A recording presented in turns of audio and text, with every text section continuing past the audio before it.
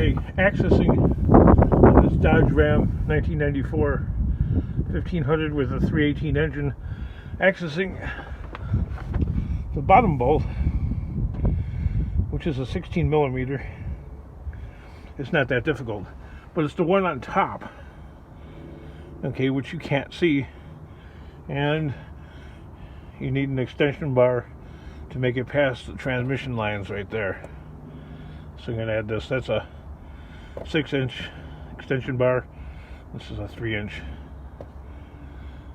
I mean, the 3-inch itself is too short to make it clear right there, which would be a lot better, actually. And I've seen a few YouTube videos on doing these starters on the 318 Dodge, and none of them are really that good, except for the 1A Auto one. But he's using a lift, which a lot of us do-it-yourselfers don't have.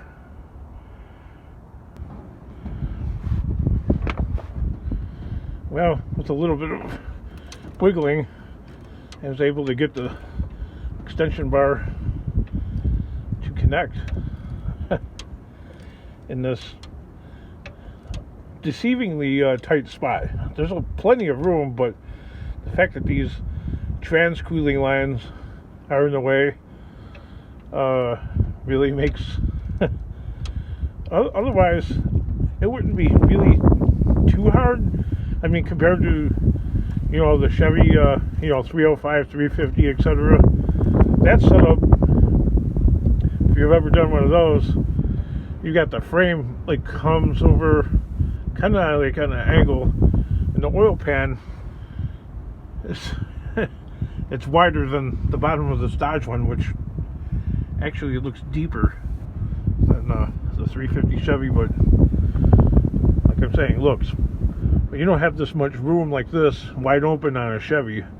On a Dodge you do. The starter's also smaller, but the thing is, the GM setup is better in my opinion, because you have the two bolts. You got one here and you got one there. I don't know, matter of personal preference, because this one right here you can't see. That's just me. So getting the new starter on is going to be quite the task, I think.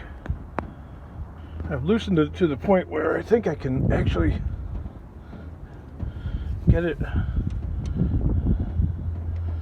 I can turn it by hand. I need the ratchet.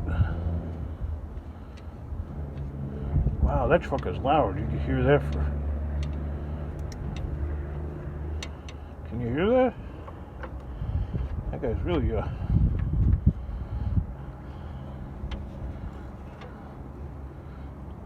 oh, I can tell now that this is going to be a real trickster to get this one in.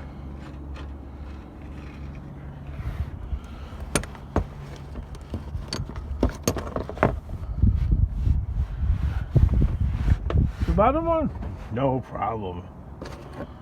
I mean, that's a real nothing burger. Yeah. Which I already loosened a couple of turns, but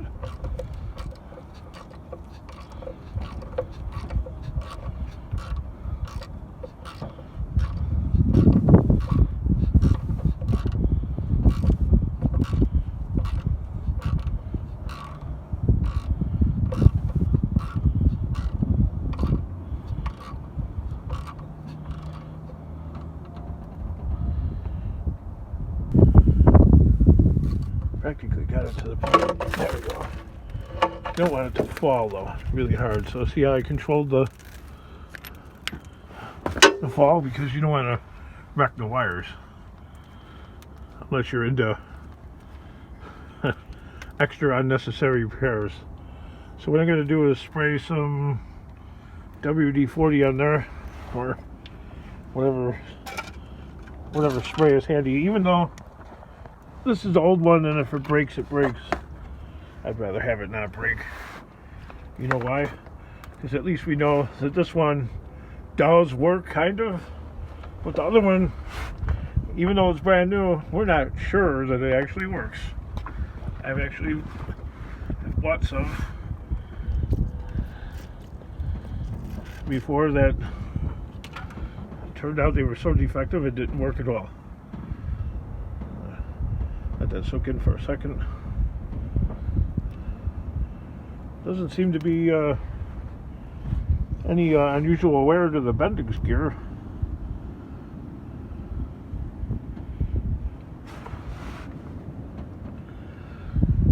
Flywheel looks alright, from what we can tell a little bit.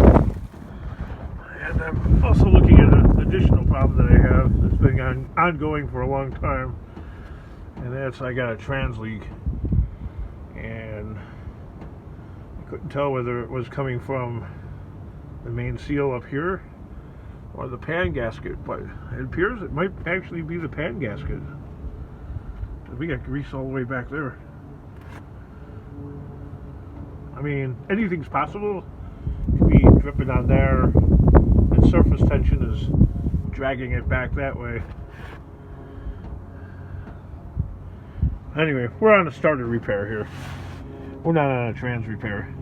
That's for people that follow my channel, but maybe this YouTube video might actually turn into how to change a Dodge starter on a 318 Dodge. 1994 Dodge Ram 1500. Sorry, kind of doing this one-handed, y'all. Anyway,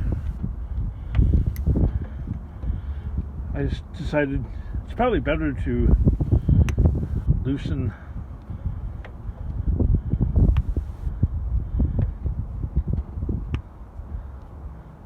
the thin wire first.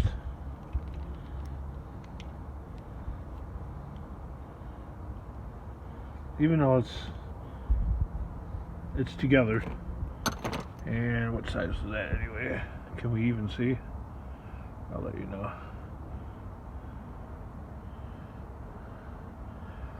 6mm. This one is a 1/2 inch, or 13mm. Pretty much the same thing, more or less. Many times when you're working on a car. 13mm and 1/2 inch oftentimes will work together quite well. And loosen that, and then the thing is going to drop. I notice there is a little bit of difference. Okay, see how that's set up like that? Look at this one. On here, you have the original style like that, and this is a brand new CarQuest.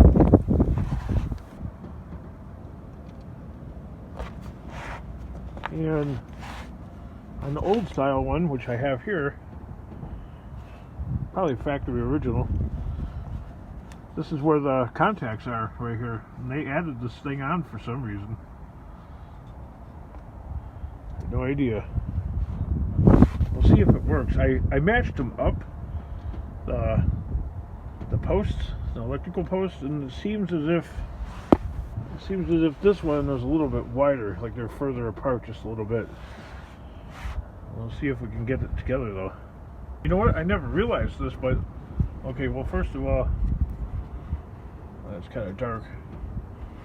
Let's see if I can brighten it up a little bit. See this one right here? This one right here is burnt through a little bit. There we go.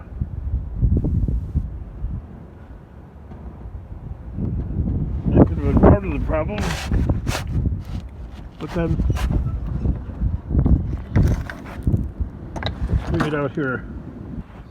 I should actually look this up on the computer, but there might be a technical service bulletin on these Dodge starters right here. See how there's evidence of the positive cable grounding out right here. Look at that. So, like there's supposed to be that hard plastic stuff or something going around there. Well, look, what do you know, right? There's very little, nothing between that and having a car fire. You know, because once the positive cable grounds out on the starter, it's gonna start burning. So maybe that's why this CarQuest one has that bridge thing on there to keep the terminals away from, I don't know. Well, it's true, the newer one is a slightly tighter fit. I'm gonna put the camera over here. Hopefully the angle is good enough for you to at least see something. Filming a car repair is not the easiest thing to do. I cleaned them off, the contacts, and well, they fit. It is a little bit tighter than the original.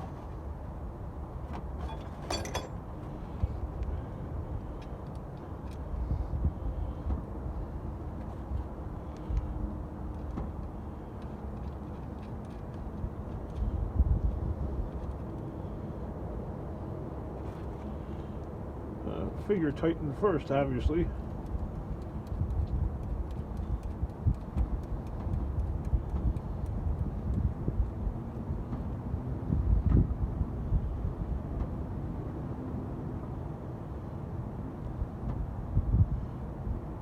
So maybe it was a godsend that the starter acted up like that, because I think we were pretty close to having a car fire, actually.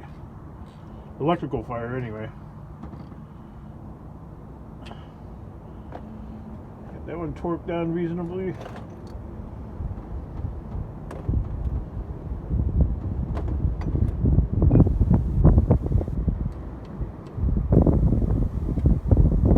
It's a really windy day today.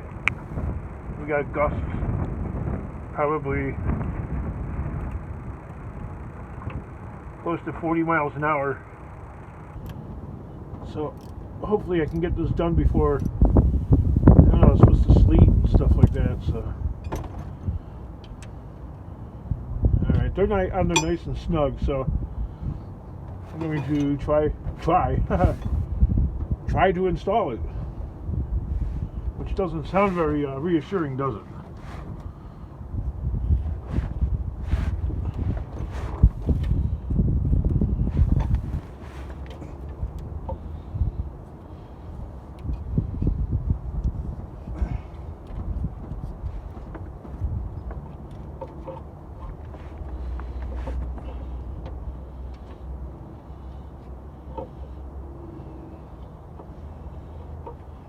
Well, one thing's for sure, I'm not really liking the way that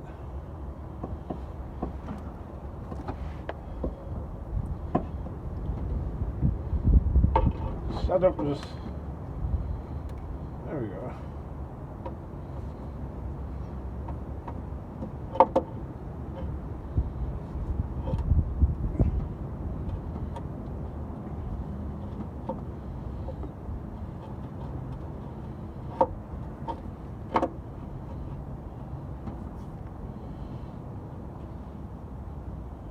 Very snug for some reason, even though there's plenty of room.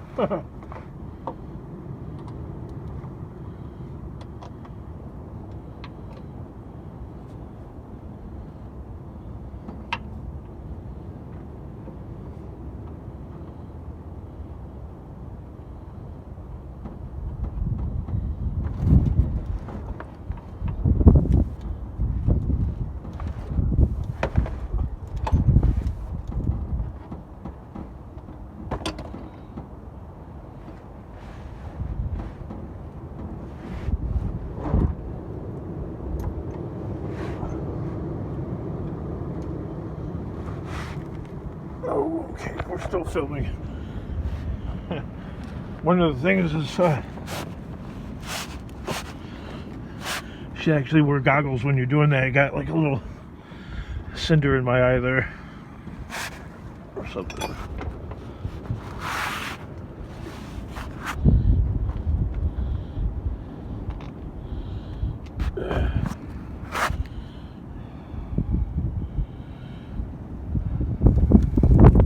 Now the bottom screw is smaller, it's shorter rather than the top one, which they are both 16 millimeter. Now the two bolts that hold the starter in, the bottom one is shorter than the top one by a little bit, so that makes a difference. Always remember though, when you first start out putting the bolt back in, to do it first finger tighten it in like for a few threads, because remember we are installing into aluminum.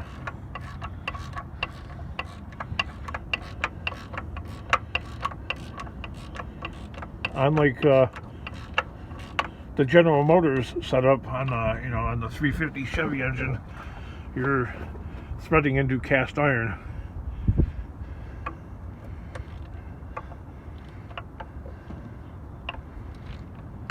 So when you're working with aluminum, you gotta be a little bit more gingerly about it, I guess.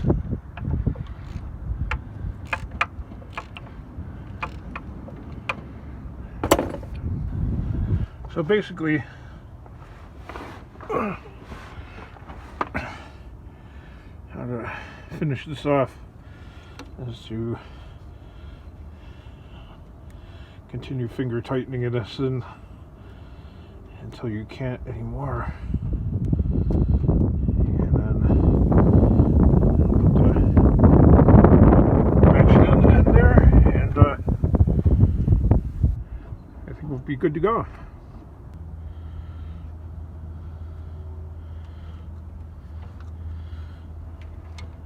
Well, I tried my best here. I hope this video helps somebody install one of these Dodge starters. You get the additional 3-inch extension bar. So we have a 6 and a 3-inch extension bar going on here, and the last few turns I couldn't do it with finger tightening, but that's how you want to start it out though anyway, because you are going into aluminum. Bell housing right there.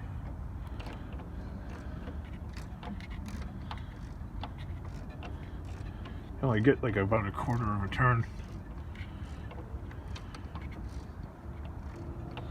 out of it.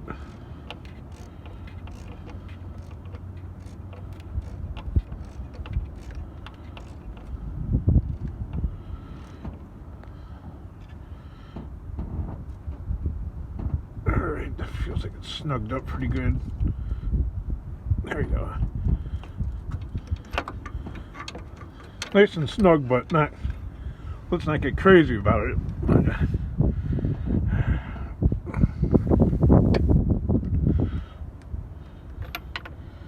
I'll make sure this, see, I left this one just a little bit loose, so I could move the starter around just a little bit if I needed to, which I did, to line up the screw on the top.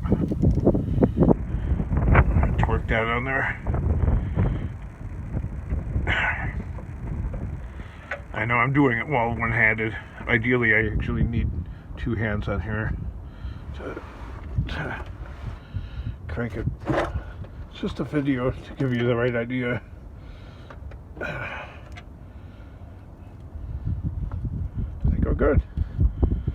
And now I'm going to connect the car battery back up and see if it fires up. Time to hook the battery back up.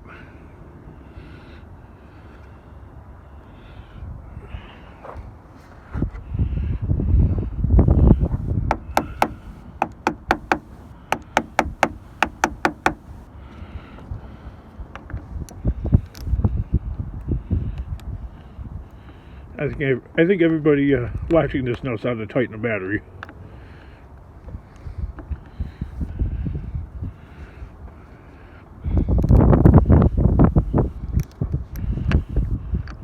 Ever over tighten it where you actually broke the battery post? That can happen, you know.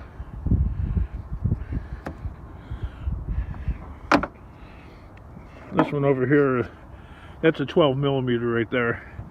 But this one over here, for some reason, is. Oh, get the headlights are on.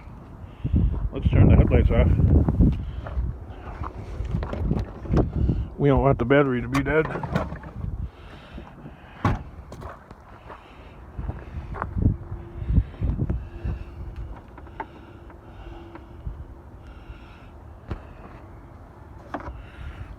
Tap that down.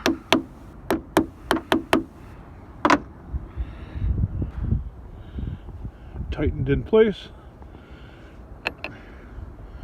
and we should be good to go.